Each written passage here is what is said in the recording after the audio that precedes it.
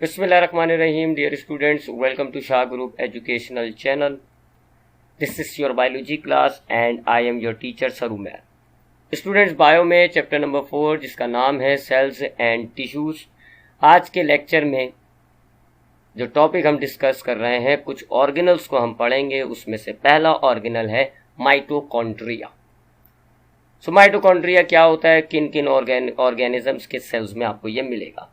Mitochondria बच्चों cytoplasm में पाया जाने वाला एक रॉड या बीन शेप का ऑर्गेनल होता है। रॉड या बीन शेप इसको कहते हैं, जो आपको डायग्राम में नजर आ रहा है, लंबा सा किनारों से तरह कर्व हुआ। सो माइटोकॉन्ड्रिया साइटोप्लाज्म में पाया जाने वाला एक रॉड शेप का ऑर्गेनल मौजूद है। ये तमाम सेल्स में नहीं होता, ये प्रोकैरियोटिक सेल्स में आपको नहीं मिलेगा। यूकैरियोटिक सेल्स में आपको ये लाजमी मिलेगा। तमाम यूकैरियोटिक सेल्स में, चाहे वो प्लांट हो, फंगस हो, एल्गी हो या एनिमल हो, उनमें तो ये ऑर्गेनल्स मौजूद हैं, बट प्रोकैरियोटिक में ये ऑर्गेनल मौजूद नहीं है। ठीक है, इसमें इंजाइम्स पाए जाते हैं। इस ऑर्गेनल के अंदर इंजाइम्स मौजूद होते हैं और बच्चों इस इंजाइम की मदद से माइटोकॉन्ड्रिया फूड मॉलिक्यूल को ब्रेक करता है और उसमें से एनर्जी रिलीज करता है। फूड में एनर्जी स्टोर हुई भी होती है। माइटोकॉन्ड्रिया के एंजाइम्स उस फूड को ब्रेक करेंगे और उसमें से एनर्जी निकालेंगे। एनर्जी निकाल के ये एटीपी के मॉलिक्यूल्स की शक्ल में पूरे सेल में डिस्ट्रीब्यूट कर देते हैं। अब सेल के जिस हिस्से को, जिस ऑर्गेनल को एनर्जी चाहिए, तो वो एटीपी लेगा और एनर्जी इस्तेमाल कर लेगा। तो चूंकि ये पूरे सेल को एनर्जी प्रोवाइड कर रहे हैं, पावर प्रोवाइड कर रहे हैं, लिहाजा इस ऑर्गेनल को power house of the cell भी कहा जाता है। अगर मैं इसके स्ट्रक्चर की बात करूं तो बीन शेप का तो स्ट्रक्चर है इसका, बताया आपको, शेप इसका रॉड या बीन शेप है। इसमें दो मेम्ब्रेन्स होती हैं। जो बाहर वाली मेम्ब्रेन होती है उसको हम आउटर मेम्ब्रेन कहते हैं और बिल्कुल स्मूथ होती है, जबकि जो दूसरी और अंदर की तरफ मेम्ब्रेन होती है, इनर मेम्ब्रेन हम उसको कहते हैं, वो जगह जगह से अंदर की तरफ फोल्ड हुई हुई होती है। देख लें डायग्राम में, जगह जगह से अंदर की तरफ फोल्ड हुई हुई है। ये इनवर्ड फोल्डिंग्स जो हुई हुई हैं, इनको हम क्रिस्टी कहते हैं। बाकी अंदर जो है वो एक फ्लूइड भरा हुआ है, उस फ्लूइड को आप मैट्रिक्स कहते हैं। मैट्रिक्स में बच्चों इंजाइम्स हैं, वही इंजाइम्स जिनकी मदद से फूड ब्रेक होगा, एनर्जी रिलीज होगी। मैट्रिक्स के अंदर माइटोकॉन्ड्रिया का अपना डीएनए मौजूद होता है, अपने राइबोसोम्स मौजूद होते हैं। डीएनए और राइबोसोम्स की मदद से ये अपने इंजाइम्स खुद बनाता है। ठीक है, तो ये अपने एंजाइम्स खुद बनाता है। तो that is mitochondria, your first organelle. एक ऐसा ऑर्गेनल जो प्रोकैरियोटिक सेल में नहीं है, यूकैरियोटिक सेल्स में मौजूद होता है। तमाम यूकैरियोटिक सेल्स में आपको मिलेगा। बीन शेप का या रॉड शेप का ऑर्गेनल है। आउटर मेम्ब्रेन इसकी बिल्कुल स्मूथ है, जबकि इनर मेम्ब्रेन इसकी जगह जगह से इनवर्ट फोल्डिंग्स बनाई हुई है। इनवर्ट फोल्डिंग्स को हम क्रिस्टी कहते हैं। बाकी अंदर जो है माइटोकॉन्ड्रिया में फ्लूइड भरा हुआ है, मैट्रिक्स कहलाता है। मैट्रिक्स में मौजूद है एंजाइम्स। एंजाइम्स की मदद से ये फूड को ब्रेक करेगा और एनर्जी रिलीज करेगा। सब बच्चों एक सवाल ध्यान में आता है कि अगर प्रोकैरियोटिक सेल्स में ये नहीं है तो प्रोकैरियोटिक सेल्स कैसे फूड ब्रेक करके एनर्जी निकालेंगे? उनके पास ये नहीं है। तो बच्चों माइटोकॉन्ड्रिया नहीं है, लेकिन उनके पास फूड ब्रेक करके एनर्जी निकालने वाले एंजाइम्स होते हैं सेल मेम्ब्रेन की अंदर की तरफ। जो सेल मेम्ब्रेन होती है ना, सेल का किनारा, अब सेल मेम्ब्रेन की दो साइड होती है, एक बाहर की तरफ, एक अंदर की तरफ। तो जो अंदर की तरफ है वहां पर मौजूद होते हैं उसके एंजाइम्स। ये हो गया जी पहला ऑर्गेनल, माइटोकॉन्ड्रिया। अब आते हैं अगले ऑर्गेनल की तरफ, गोल्जी बॉडीज। इसको आप गोल्जी बॉडीज भी कहते हैं, गोल्जी ऑपरेटर्स भी कहते हैं। इनको कैमिलियो गोल्जी नाम के एक साइंटिस्ट ने डिस्कवर किया था, तो इसीलिए आपने इनका नाम गोल्जी बॉडीज या गोल्जी ऑपरेटर्स रखा है। ये इन ऑर्गेनल्स का काम पहले समझ लेते हैं। काम क्या है जी? ये मॉलिक्यूल्स लेते हैं, मुख्तलिफ किस्म के ये मॉलिक्यूल्स लेते हैं, उन मॉलिक्यूल्स को मॉडिफाई कर देते हैं।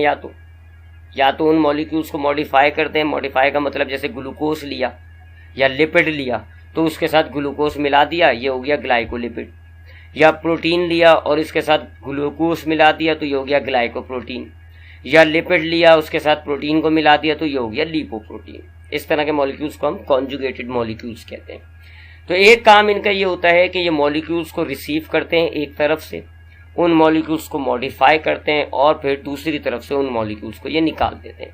जब ये मॉलिक्यूल्स को रिलीज करते हैं तो मेम्ब्रेन में पैक करके रिलीज करते हैं, यानी ऐसे मॉलिक्यूल्स को रिलीज नहीं करेंगे, बल्कि जब ये मॉलिक्यूल्स को रिलीज करेंगे तो it will enclose in membrane, और उस स्ट्रक्चर को हम वेसिकल कहते हैं। तो मॉलिक्यूल्स को वेसिकल्स की शक्ल में रिलीज कर देते हैं।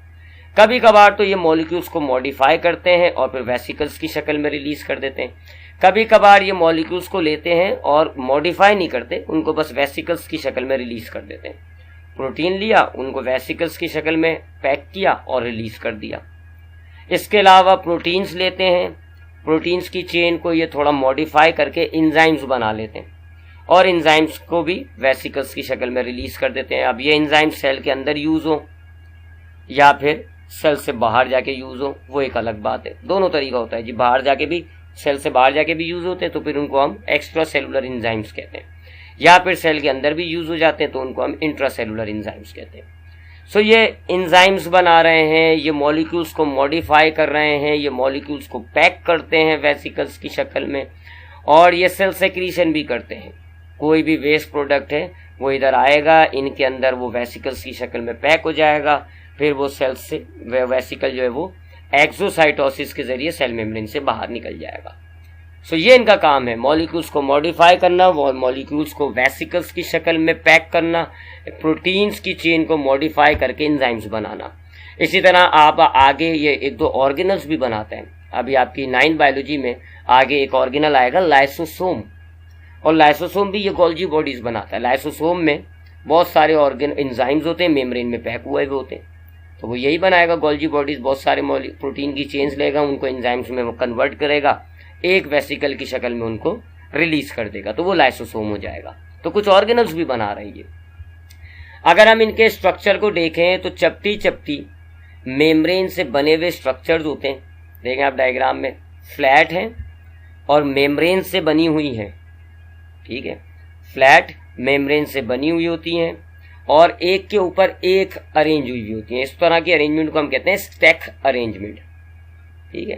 तो अब यहाँ डायग्राम देखें जरा, ये मेम्ब्रेन है, मेम्ब्रेन के अंदर ये फ्लैटेंड और ये मेम्ब्रेन हो गई, इसमें ये पैक हुआ हुआ है, ये एक गोल्जी बॉडी होगी। फिर इस तरह ये एक के ऊपर एक करके अरेंज हो गए, तो अब ये पूरा गोल्जी ऑपरेटस कहलाएगा। एक होगा तो गोल्जी बॉडी और सारी हैं तो गोल्जी ऑपरेटस। तो फ्लैटेंड होती हैं, स्टैक की शक्ल में इनकी अरेंजमेंट होती है, मेम्ब्रेन बाउंडेड होती हैं, मेम्ब्रेन्स इन पर मौजूद होती हैं, और फिर आपस में ये कनेक्टेड भी होती हैं, इनके दरमियान आपस में कनेक्शन होता है, तो उनको हम कहते हैं इंटरकनेक्टेड ट्यूब्यूल्स, ठीक है। फिर यहाँ ये कहलाता है ट्रांसफर्स फेस, ये कहलाता है सिस फेस। सिस फेस से ये मॉलिक्यूल्स आते हैं, फिर ये इंटरकनेक्टिंग ट्यूब्यूल्स, जो ट्यूब्यूल्स हैं उनकी मदद से ये नीचे तक जाता है, फिर ये ट्रांसफर्स फेस से ये वेसिकल्स की शक्ल में रिलीज हो जाते हैं।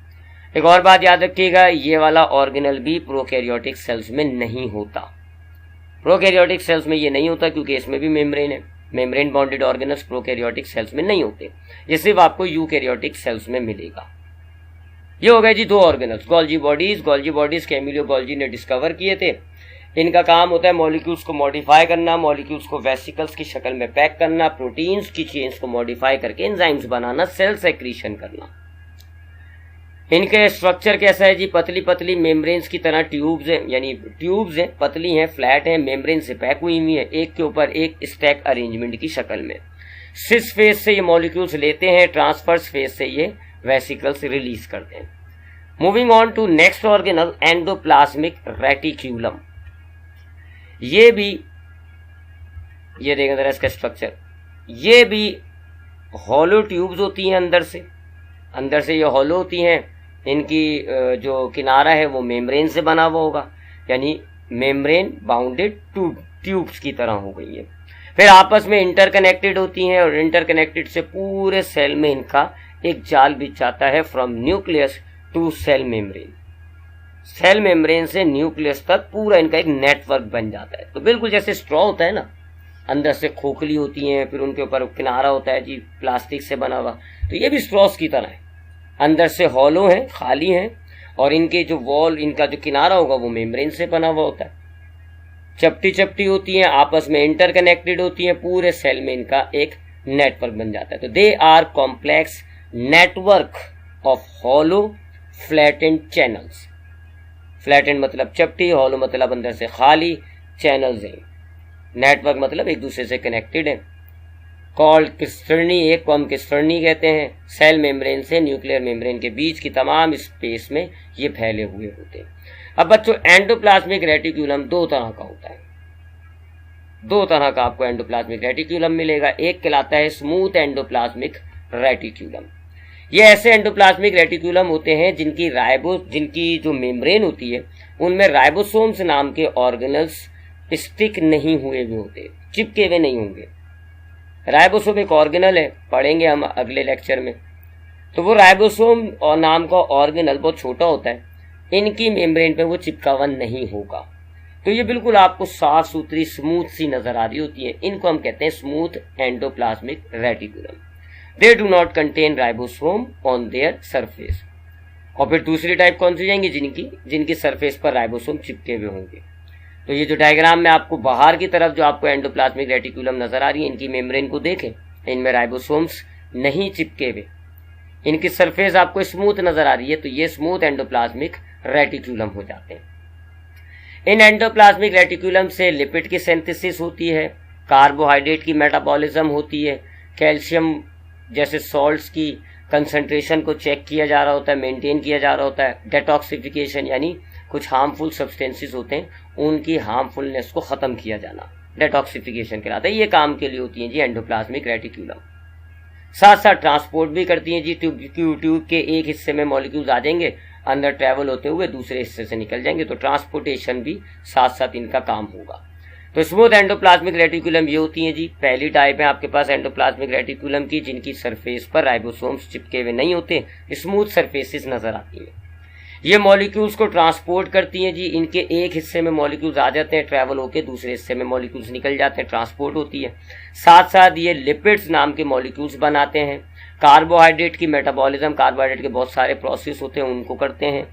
कैल्शियम और दूसरे सॉल्ट्स की कंसंट्रेशन को रेगुलेट रखते हैं, उनकी मिकदार को मेंटेन रखते हैं जी। ज़्यादा कम ज़्यादा नहीं होने देते, ज़्यादा हो जाएगी तो कम कर देंगे, वापस मेंटेन, कम होगी तो वापस बढ़ा देंगे। और डेटॉक्सिफिकेशन करते हैं। जबकि दूसरी टाइप जो है एंडोप्लाज्मिक रेटिकुलम्स की, वो कहलाती है रफ एंडोप्लाज्मिक रेटिकुलम। ये ऐसे एंडोप्लाज्मिक रेटिकुलम होते हैं जिनकी मेम्ब्रेन पर, जिनकी सरफेस पर राइबोसोम स्टिक हुए हुए होते हैं। ठीक है, they contain ribosomes on their surface. और जब आप इनको देखेंगे तो ग्रैन्युलर अपीयरेंस ही आएगी।